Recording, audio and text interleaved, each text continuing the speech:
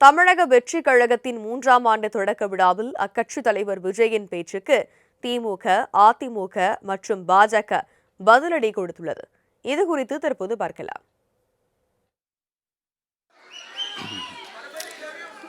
இந்த மும்முனை போட்டி, 4 முனை போட்டி அப்படிலாம் சொல்கிறாங்களே, சரி, அவங்கள பொறுத்த வரைக்கும் அப்படியே இருக்கட்டும். அதில் மாபெரும் மக்கள் சக்தியாக நம்ம அணி ஒரு பக்கம், அடுத்து திமுக தலைமையில் மற்ற கூட்டணி கட்சிகள் ஒரு பக்கம், அடுத்து பாஜக தலைமையில் மற்றும் பலர்.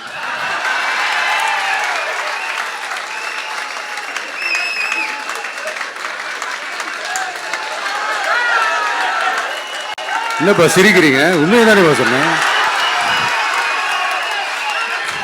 இந்த விசில்ல ஊதுல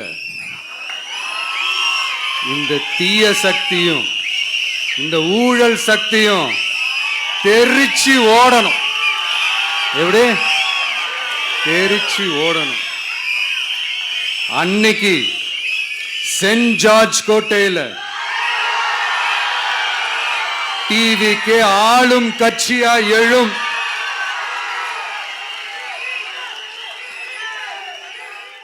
திமுகவை ஏன் வீழ்த்த வேண்டும் என்பதற்கான எந்த காரணத்தையும் சொல்லவில்லை. திமுகவின் சாதனைகளை எல்லாம் தவறு என்று சொல்லலாம், திமுக ஒரு சாதனையும் செய்யவில்லை என்று சொல்லலாம், மக்களுக்காக எந்த நன்மையும் செய்யவில்லை ஆகவே வீழ்த்த வேண்டும் என்று சொல்லலாம்.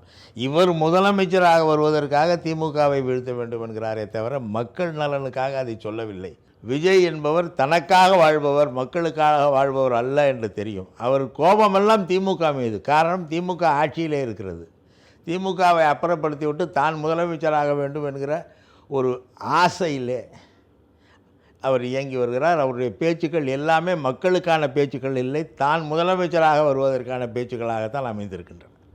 நீங்கள் ஊழல்வாதியா இல்லையா? நம்பர் 1 விஜய். அவர் உழைக்கிற அந்த சம்பளங்கள் நியாயமானதா, கருப்பு பணமா, வெள்ளை பணமா தெரிவிக்கணும். அவரிடம் இருக்கிற திரு மார்ட்டின், அவருடைய மருமகன், அவர் பேர் என்ன, ஆதவ் அர்ஜுனா, அவருடைய மாமனார், அவங்களாம் நேர்மையான வழியில் சம்பாதித்து வந்திருக்கிறார்களா? நம்முடைய செங்கோட்டையன் அவர்கள் ஏற்கனவே அம்மா இருக்கும் பொழுது, அமைச்சராக இருக்கும் பொழுது வருமானத்திற்கு மீறி சொத்து சேர்த்தர் என்று வழக்கு போட்டு சிறைக்கு போய் பிறகு அம்மா காலத்திலே விடுதலை செய்யப்பட்டவர். எங்களுக்கு தெரிந்த 3 உதாரணங்களை சொல்லுகிறோம். இவர்களுக்கெல்லாம் பதில் சொல்லிவிட்டு நேர்மையானவர், ஊழலற்றவர் என்று நிரூபித்த பிறகு அதிமுக கழகத்தை குறை சொல்லுங்கள். தம்பி விஜய்க்கு ஒன்றுமே தெரியாதுன்னு நினைக்கிறேன். ஏன்னா விஷயம் தெரியும். இன்றைக்கி டான்ஸ் ஆடிட்டு இருக்காரு. இன்றைக்கி உட்காந்து 3ஆவது ஆண்டு துவக்க விழாவில் ஒரு டான்ஸ் ஆடிட்டு இருக்காங்க. ஒரு நாட்டினுடைய ஒரு கட்சியுடைய தலைவராக இருந்து தமிழ்நாட்டில் தமிழ்நாடு கலாச்சாரம் என்ன என்பது தெரியாமல் டான்ஸ் ஆடிட்டு இருந்த 3ஆவது ஆண்டு துவக்க விழாவில். ஏன்னா டான்ஸ் ஆடிட்டு இருந்தால் டான்ஸ் ஆடிக்கிட்டே இருக்க வேண்டியதுதான்.